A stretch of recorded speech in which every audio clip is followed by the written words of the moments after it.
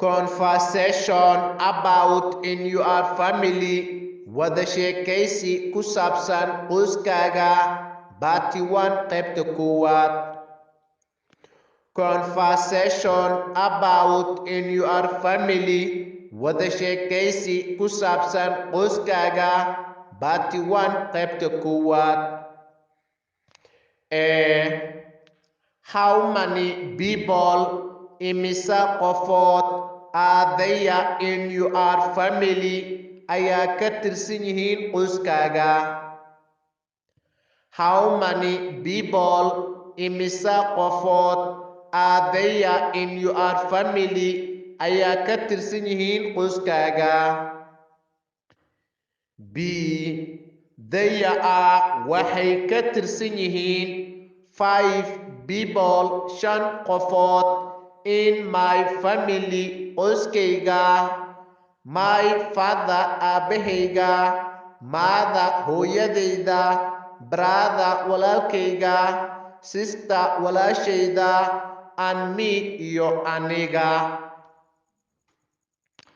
They are waxay ka tirsan yihiin 5 people 5 qofood in my family qoyskayga. My father aabahayga, mother hooyadayda, brother walaalkayga, sister walaashayda, and me iyo aniga. Does your family qoyskaaga live miyay ku nool yihiin in a house guri or mise an apartment aqal? Does your family qoyskaaga live miyay ku nool yihiin a house guri or mise an apartment aqal? B. We live waxaan ku noolnahay in a house guri in the countryside baadiyaha ah. We live waxaan ku noolnahay in a house guri in the countryside baadiyaha ah. What does your father do? Aabahaaga muxuu qabtaa? What does your father do? Aabahaaga muxuu qabtaa?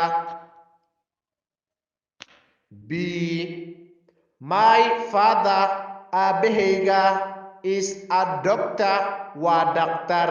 He works wuxuu ku shaqeeyaa at the local hospital isbitaalka deegaanka ah. My father aabahayga is a doctor waa dhaqtar.